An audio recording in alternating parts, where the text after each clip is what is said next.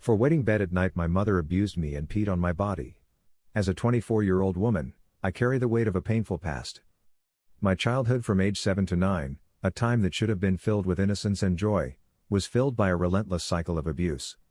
I experienced chronic bedwetting at night. Every morning when I woke up with a wet bed, my mom would rub my face into the damp sheet or mattress.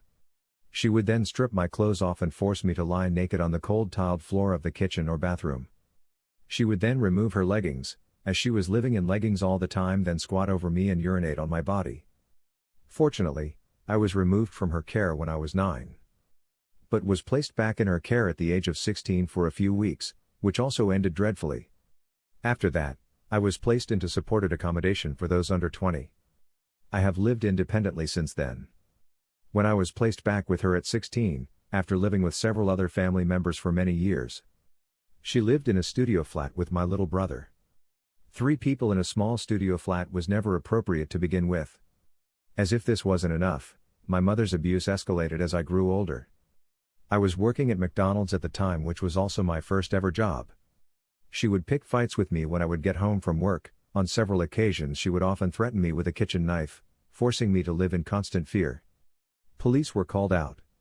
It's a bit hazy, but I stayed in a children's home for a couple of nights, spent one night in a police station and a few with a host family. I then got my own room in a shared accommodation with other homeless under age 25.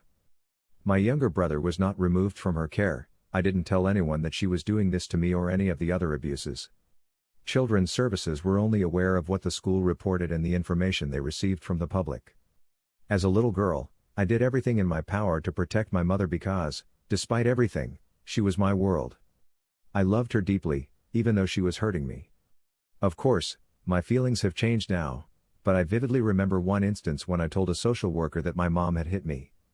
Instead of investigating further, the social worker confronted her directly. As soon as the social worker left, my mom gave me the beating of a lifetime. My brother also struggled with bedwetting, but my mother would accuse me of wetting his bed, even though I wasn't responsible.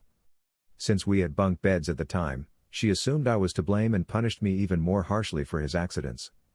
While my mother treated my brother better than she treated me, he still faced abuse, although to a lesser extent. However, once I was removed from her care, everything changed. He became her primary target. Unfortunately, at the time to bedwetting, I was being molested by her boyfriend, which could have also been a trigger for the bedwetting.